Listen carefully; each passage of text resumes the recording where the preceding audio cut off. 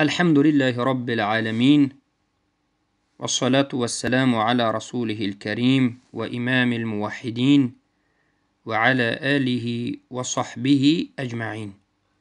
أما بعد، السلام عليكم ورحمة الله وبركاته. قال الله سبحانه وتعالى: أعوذ بالله من الشيطان الرجيم. بسم الله الرحمن الرحيم.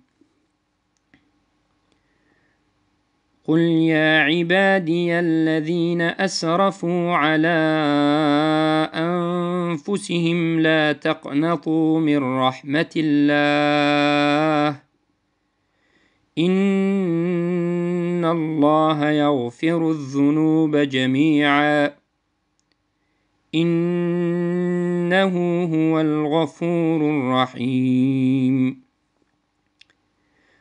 وأنيبوا إلى ربكم وأسلموا له من قبل أن يأتيكم العذاب ثم لا تنصرون. واتبعوا أحسن ما أنزل إليكم من ربكم من قبل أن يأتيكم العذاب بغتة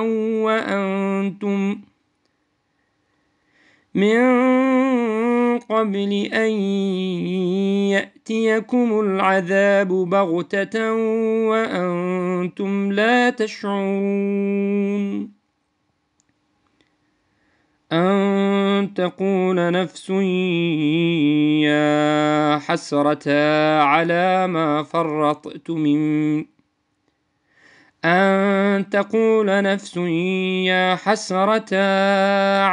ما فرطت في جنب الله وإن كنت لمن الساخرين. أو تقول لو أن الله هداني لكنت من المتقين. أو تقول حين ترى العذاب لو أن لي كرة فأكون من المحسنين. بلى قد جاءتك آياتي فكذبت بها واستكبرت وكنت من الكافرين. ويوم القيامة ترى الذين كذبوا على الله وجوههم مسودة أليس في جهنم مثوى للمتكبرين. الله اکبر. برادرم و خواهری مسلمانم، این شب 23 ماه مبارک رمضان است. در اساس سنت رسول اکرم صلی الله علیه و سلم این شب یکی از شب‌های قدر است. این شب را با تلاوت قرآن، با فهم قرآن انسان باید سپری کند، گذراند. وقتی که بنده ختم قرآن میکردم، این آیات ها به من خیلی تأثیر بزرگی گذاشت و میخواهم که معنی این آیات را به شما برادران و خواهران موحدم رسانم. الله سبحانه و تعالی در قرآن عظیم و شأن سوره زمر آیتی 53 و دوامش به من و شما خبر میدهد. بگو، امر است. قل، امر. بکی؟ به رسول الله علیه الصلاة والسلام. یعنی ای محمد بگو به امتهایت و به دیگر مردم، به همه بگو. یا عبادی الذین اسرفوا، ای بندگان من که آنهایی که اسراف کردید به نفسهایتان.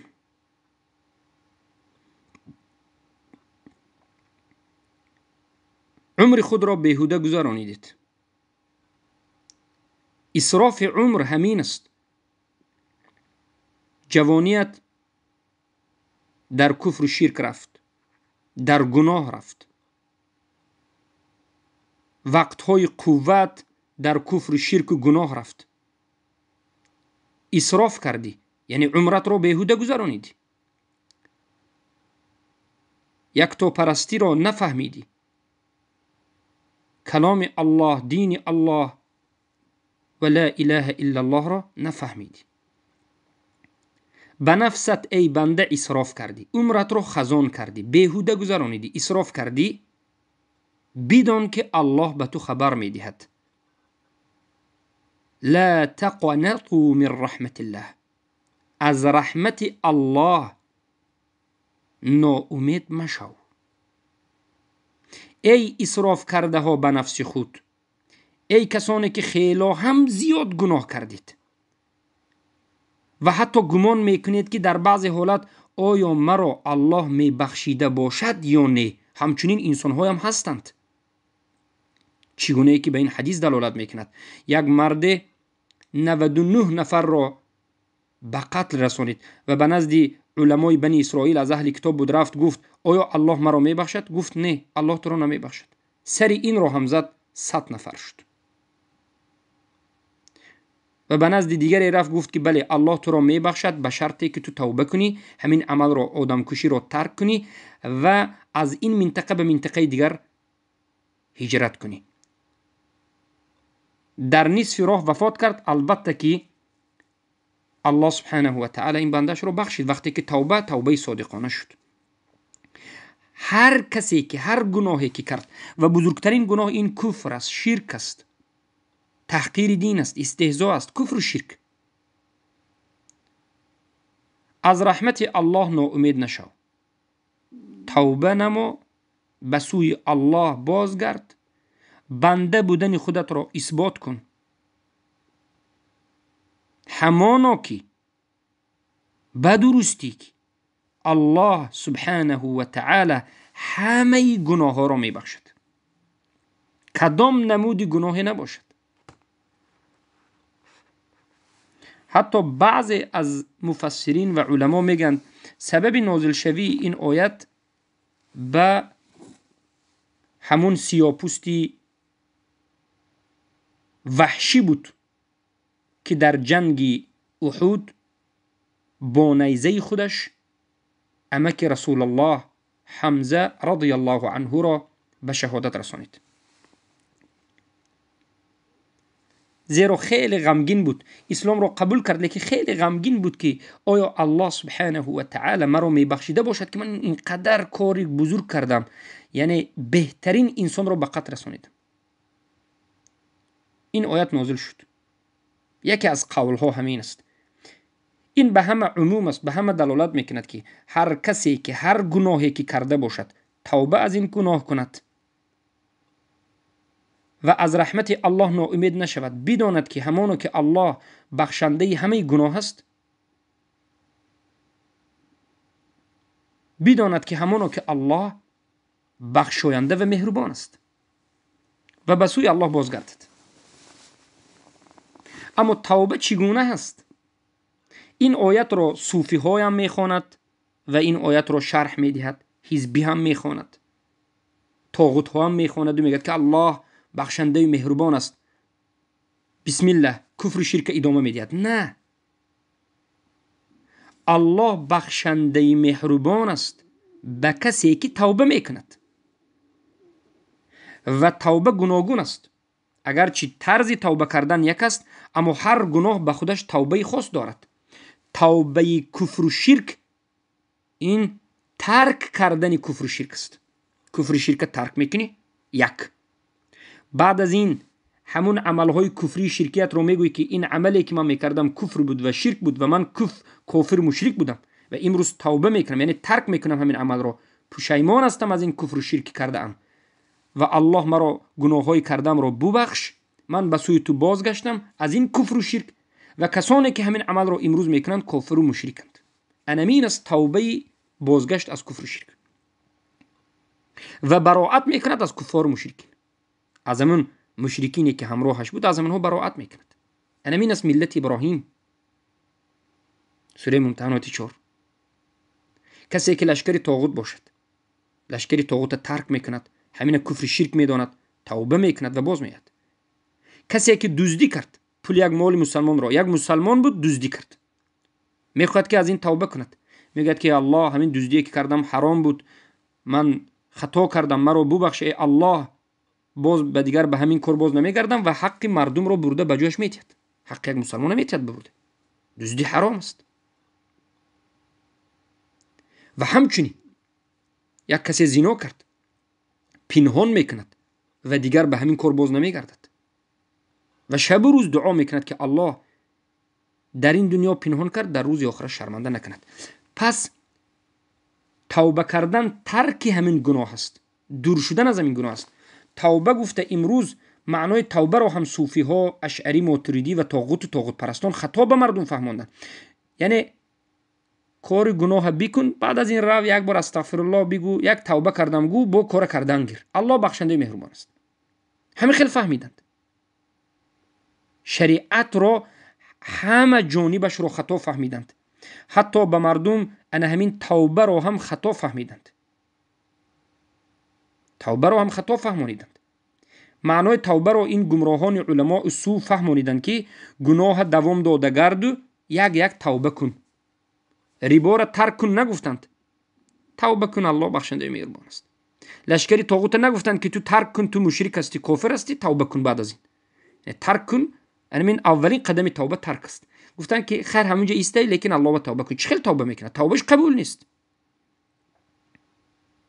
ای کسایی که به نفس خود ظلم کردید، در کفر و شرک غوطه زدید، در گمراهی هستید، قدر الله ندانستید، بزرگی الله نمیدونید، طاغوت پرست هستید، در حزب جماعت ها هستید، به خاطر حزب جماعت ها به قتل و کشتار می روید.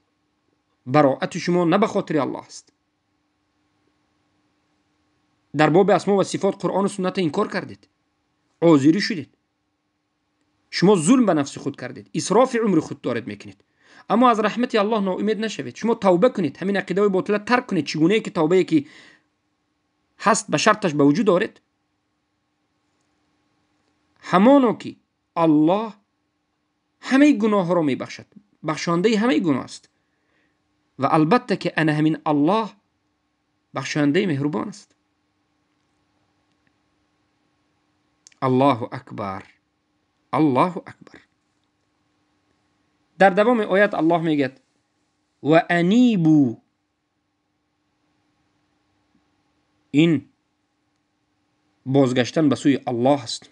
و انیبو، اینابه، الانابه یکی از عبادت های بزرگی که در دین من و شما وجود دارد الانابه هست. الانابه یک مراتبه دیگر بازگشتن به سوی الله. تو مسلمان هستی، تو موحد هستی، تو مؤمن هستی، لیکن به سوی الله بار دیگر بازگرد، انابت به سوی الله کن. بار دیگر کمترین گناه ها را ترک کن، بدعت ها را ترک کن، به سوی الله بازگرد. این کلمه و انیبو کلمه بزرگ است. الانابه خیلی عبادت بزرگ است. انابه معناش همین است که ای مسلمان به سوی الله بار دیگر بازگرد، انابت کنید ای مردم به سوی الله، هم مسلمان هم غیر مسلمان، انابت کنید، باز آیید، تسلیم شوید به الله. و انیبو، انابت کنید یعنی بازگردید بار دیگر به سوی الله. الی ربکم، به سوی ربتون الله، و اسلموا له، و به همین الله تسلیم بشوید، اسلام بیاورید. پیش از این که به شما عذاب می آید و بعد از این که عذاب آمد به شما هیچ کسی کمک کرده نمیتونه. ثم لا تنصرون، ثم لا تنصرون. معنای این آیت همین است که مسلمان وقتی که به این دین بزرگ مشرف شد، از اهل توحید شد، موحد شد، مؤمن شد، مسلمان شد، به همین فریفته خود شده و به همین خودش را در امان حس کرده و با همین دیگر خودش را محاسبه نکرده و هر چی خواهد کرده نمیگردد.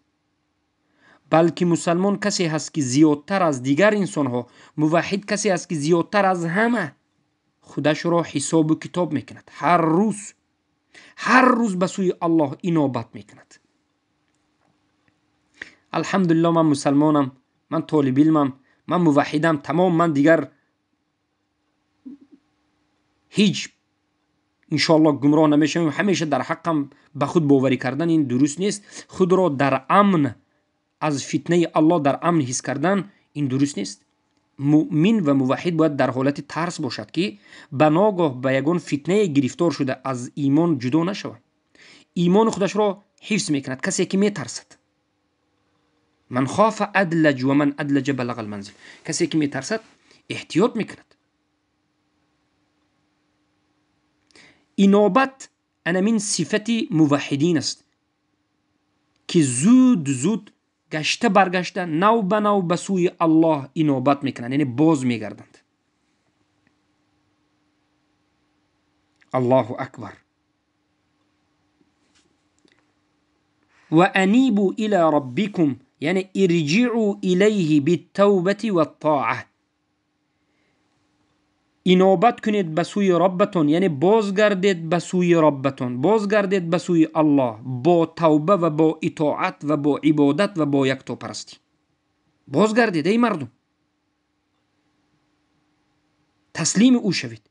پیش از این که به شما مرگ آید، عذاب قبر، عذاب جهنم، پیش از این که هیچ کمک کننده ندارید، حالا هم فرصت است. به سوی الله بازگردید، توبه کنید، از کفر و شرک توبه کنید، از بدعت و خرافات توبه کنید. ای عاذری ها، از برادر خواندن مشرکین، از عذر دادن آنها توبه کنید. از خیانت به دین توبه کنید. ای حزبی، ای علمانی، از خیانت به دین، از زیر پا کردن دین، از استهزا کردن دین، فروختن دین توبه کنید. ای صوفی ها، از تحریف دین، از شرک و کفر و خاکخوری توبه کنید. ای رافضه ها، از شرک و کفر توبه کنید. همه مردم، ای یهود و نصارا، توبه کنید از این شرکایی که انجام میدید و به سوی الله با توبه و با اطاعت بازگردید. زیرا که بعد از مرگ هیچ کسی به شما کمک کرده نمیتواند. در دوام آیات الله سبحانه و تعالی میگوید: واتبعوا احسن ما انزل الیکم من ربکم. پیروی بکنید به بهترین آن چیزهایی که الله به شما نازل کرد از جانب خودش، از جانب ربتون به شما نازل شد. بهترین چیز قرآن، دین، شریعت.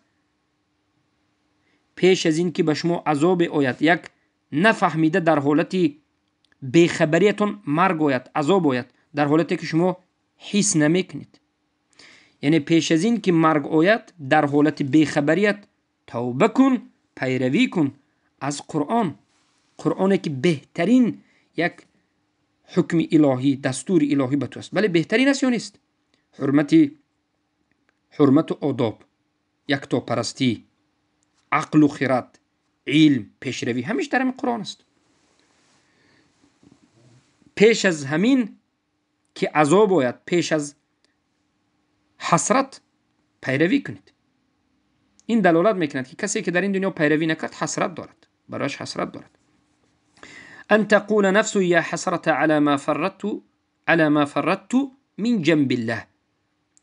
پیش از این که هر یک نفس بگوید که ای وای حسرت به نفسم، من حسرت میخورم، من پشیمان هستم از اون وقتهایی که در جنب الله گذرانیدم. جنب الله یعنی چی؟ یعنی انمین دنیا را جنب الله میگن.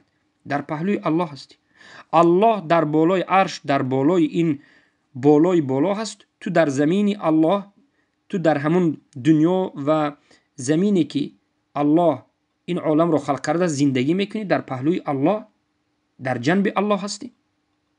اما از رزق الله خورده، در زمین الله خلق کرده اش زندگی کرده، به الله کفر و عصیان و شرک میکنی. توبه کن. اگر توبه نکردی، بعد از این که روز قیامت شد میروی ای وای، ای حسرتی که من اینقدر در همین جنب الله زندگی کردم لیکن عبادت الله نکردم. یکتا پرست نبودن، موحد نبودن. برعکس حتی بعضی ها دشمنی به توحید میکنن. و بعد از این میگه که او تقول لو ان الله هدانی لکنت من المتقین، یا که میگفت است که اگر الله مرا هدایت میکرد از جمله متقیان میشدم. یعنی این تمنای کسایی هست که در روز قیامت تمنا میکنند. کسایی که در این دنیا عمل نکردن، عبادت نکردن، یکتا پرستی نکردند، در روز قیامت تمنا یعنی آرزو میکردند که ای کاش من هدایت شده می بودم، ای کاش من در پهلوی الله وقتها را بیهوده در جنب الله وقتها را بیهوده نمیگذراندم. وقتی که عذاب میبینه چی میگه؟ او تقول حين ترى العذاب لو ان لي كرة فاكون من المحسنين. آدم‌هایی که در این دنیا موحد نشده وفات کردند، عذاب الله، غضب الله، جهنمی که الله برای مشرکین آماده کرده است میبینند و ندا کرده، گریه و ناله کرده، میگن که ای کاش یک مراتبه دیگر الله ما را به دنیا میگذاشت، یک مراتبه دیگر به دنیا الله ما را برای امتحان کردن می انداخت و رفتن به اجازت میداد، حتما ما از جمله محسنین میشدیم. کرتن یعنی رجعتن، علما میگن یک مراتبه دیگر الله ما را به دنیا میگردانید، حتما از جمله موحدین میشدیم، حتما محسنین میشدیم. الله المستعان، الله المستعان. یک لحظه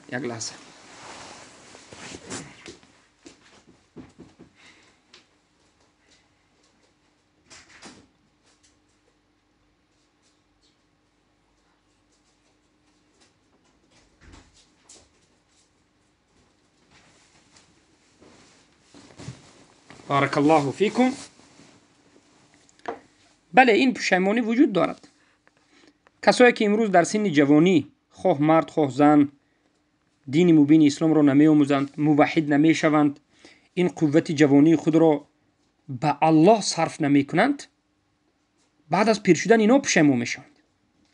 لیکن حالا وقت است بعد از پیری هم. اما کسانی که اصلا از این دنیا اصلا بدون توحید وفات میکنند، مخالفت به دین الله کرده وفات میکنند، اینها را خیلی آرزو میکنند که ای کاش یک مرتبه دیگر دنیا میرفتیم، اما دیگر نمیایم به این دنیا، جایشون جهنم است. برای چی؟ برای که الله میگه بلا قد جاءتك آیاتی فکذبت بها واستكبرت وكنت من الكافرین. بله، ای کسی که در روز قیامت حسرت میخوری، پشیمان هستی، بله به تو در دنیا آیت‌های من رسیده بود، میگه الله، به تو آیت‌های من رسیده بود، قرآن رسید، ترجمه قرآن رسید، سنت رسول الله رسید، پیامبر به صحابگان تعلیم داد، صحابگان به تابعین، تا امروز علما رسانیدند، دعوت ها بود، اما تو دروغ شماریدی. توحیدی که به تو رسانیده شد، دینی که به تو رسانیده شد، تو اونها را دروغ پنداشتی و تکبر کردی و استکبرت، یعنی از پیروی کردن این دین، از پیروی کردن لا اله الا الله محمد رسول الله، از پیروی کردن اسلام کبر کردی، متابعت دین نکردی. به خاطر چی؟ به خاطر کبر کردی. یا کرسی داری، یا منصب داری، یا مال داری، یا که یک فقیر متکبر هستی، کبر کردی، قبول نکردی. حق بسیاری ها به خاطر کبر قبول نمیکرد. امروز چقدر انسان های هستند از همین تاجیک های خودم ما، از طاغوت ها، جماعت طاغوت ها، این حکومتی ها، یا که صوفی ها، اشعری ها، مطردی ها، رافضه ها، حزبی ها، عذری ها، حق فهمیدند، حجت برایشان قائم شد، در رو بروی حجت لال و گنگ ماندند، سخن کردن نمیتوانند، رنگشان پریده، قلبشان میگوید که حق به تو آمد، خودشان میگوید که بله این حق است، اما قبول نمیکند. برای چی؟ میگه این کی است که من از این حق را قبول بکنم؟ من بزرگتر هستم، یعنی کبر میکند. و استکبرت، کبر کردی و به سبب همین کبرت و دروغ شماریدنت و کنت من الکافرین، از جمله کافرین شده بودی. الله گفته است که ای انسانی که امروز در روز قیامت پشیمانی میکنی، گریه و ناله میکنی، یک مرتبه دیگر مرا به دنیا گردانید، من موحد میشوم، میگویی آخر ما در دنیا به تو آیت ها را فرستادیم، علما بود، دعوت کننده ها بود، حق رسید به تو، حق به تو رسید، اما پرابلم و مشکلی در خود تو است که دروغ شماریدی و تکبر کردی، کبر کردی، قبول نکردی و از جمله کافران شدی.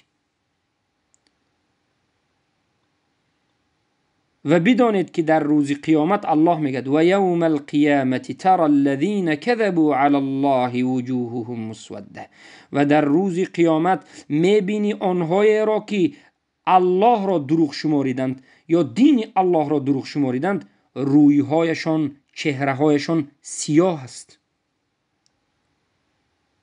الله اکبر، سیاه است. بله، روز قیامت مبتدعین و مشرکین و کفار رویهایشان سیاه است. خیلی که یوم تبیض وجوه و تسود وجوه، عبدالله ابن عباس رضی الله عنه در زیر این آیه میگن یوم تبیض وجوه اهل سنت، میگن روز قیامت چهره های اهل سنت نورانی میشود و درخشان میشود و چهره های اهل بدعت و کفر و ضلالت سیاه میشود. انا اینجا هم الله گفت سوره زمرات 60 روز قیامت میبینی که کسایی که در دین الله دروغ گفتند، از نام الله دروغ گفتند، خیانت به دین الله کردند، رویهاشون سیاه است. الیس فی جهنم مثوى للمتکبرین، یعنی مثوى یعنی مأوى، بازگشت، مقام، جایشون. آیا جای متکبرین، جای کسانی که کبر کردند و پیروی از دین الله نکردند، اونهایی که به دین الله دروغ گفتند، خیانت کردند، آیا جای اونها، بازگشت اونها جهنم نیست؟ بله، جای اونها همین است، تصدیقاً است. اما بدانید کسانی که پرهیزگاری کردند، توحید را قبول کردند، توبه کردند، الله اونها را نجات میدهد. و ینجی الله الذین اتقوا بمفازتهم لا یمسهم السوء ولا هم یحزنون. نجات میدهد الله آنهایی را که پرهیزگاری کردند از اهل توحید، از کفر و شرک. اهل توحید از کفر و شرک پرهیز کردند. اولین چیزی که ما باید پرهیز بکنیم، اولین تقوا پرهیز از کفر و شرک است. بمفازتهم یعنی به نجاتشون، به سبب نجاتشون الله اونها را نجات میدهد و به سبب نجاتشون به اونها هیچ بدی نمیرسد، عذاب نمیرسد. السوء لا یمسهم السوء، به اونها نمیرسد سوء یعنی عذاب که اونها را اذیت بدهد. این چنین چیزی برای اونها نیست و برای اونها غمگینی هم نیست. الله خالق همه چیز است و الله به همه چیز وکیل است. وکیل یعنی چی؟ الله همه چیز را خودش حفظ میکند. بارک الله فیکم. برادر عزیزم و اهل توحید، این بود آیات هایی که هر یک انسان در بالش کمی تأمل کند. این شهر رمضان شهر قرآن است. شهر رمضان یعنی ماه رمضان ماهی است که قرآن نازل شد. شهر رمضان الذي انزل فيه القرآن هدى للناس و بینات من الهدى والفرقان. شهر رمضان، ماه رمضان ماهی است که الله قرآن را نازل کرد از نزد خودش به آسمان دنیا و در ماه رمضان به پیامبر صلی الله علیه و سلم از آسمان دنیا جبرائیل علیه السلام اولین آیت را که اقرأ بود رسانیدند. انا من قرآن برای چی نازل کرده شد؟ الله این قرآن برای چی نازل کرد؟ هدایت برای مردم، هم هدایت دینی که عاقبتش انسان را به جنت و به رضایت الله میبرد، هم راهنمود و هدایتی که در دنیا چگونه زیبا زندگی کردن، آداب، اخلاق، فرهنگ، مدنیت، پاکی، آزادگی، احترام، اقتصاد، عقل، علم، این مسائل دنیوی، طب و غیره. یکتا پرستی، شناختن الله، قدردانی کردن الله، بزرگ شماریدن الله، براءت کردن از کفار و مشرکین، موالات کردن الله و رسول مؤمنین، کفر بالطاغوت، که انسان را به رضایت الله میبرد و خبرهای الله که در این آمده است. مکافات کسایی که از اهل توحید هستند برایشان جنت است و رضایت الله و دیدار الله، و جزای کسانی که مشرکین هستند برایشان جهنم و غضب الله و ندیدن جمال الله، محروم ماندن از دیدار جمال الله است.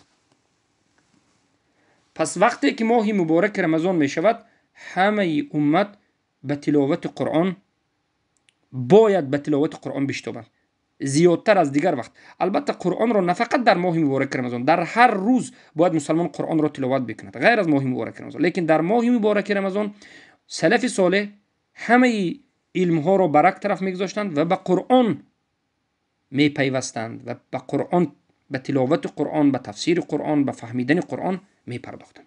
و وقتی که قرآن را تلاوت میکنی، فقط تلاوت نه، باید معناش را بدانی که مقصد چی است.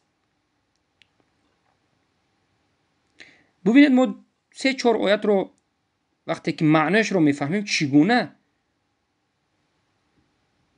ایمان ما زنده می شود، بیدار می شود و باز چگونه حق و باطل را از همدیگر جدا میکنیم و پشیمانی کسانی که در این دنیا یگانه الله عبادت نکردند خبر مییابیم و خوشبختی و خوشنودی و خرسندی کسایی که در این دنیا عمل کردن میفهمیم.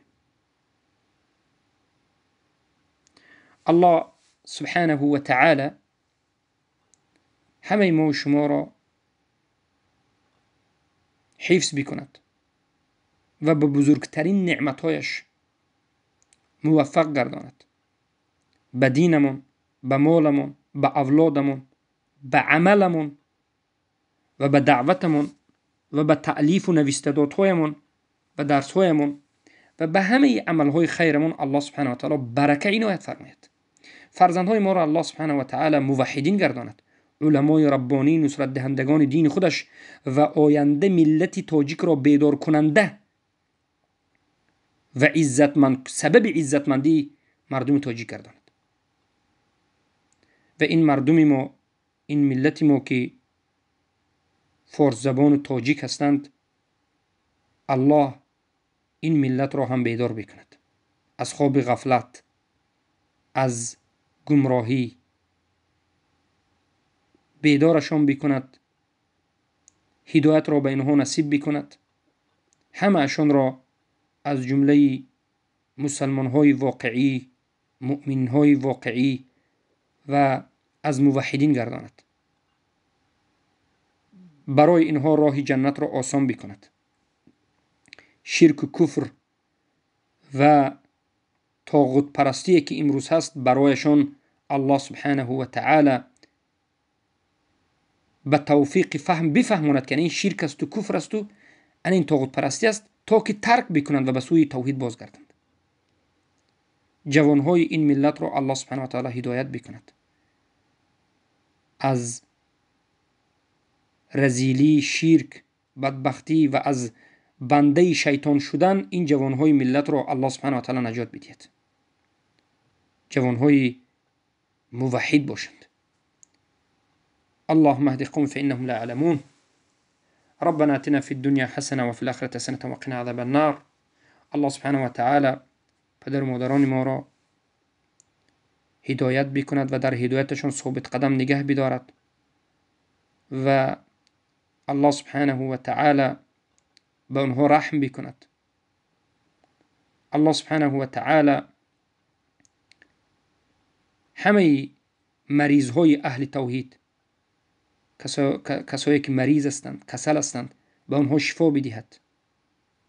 به همه آرزو و نیت های خیری که مسلمان ها مؤمنین موحدین دارند الله سبحانه و تعالی به آنها به آرزوی نیکشان برساند.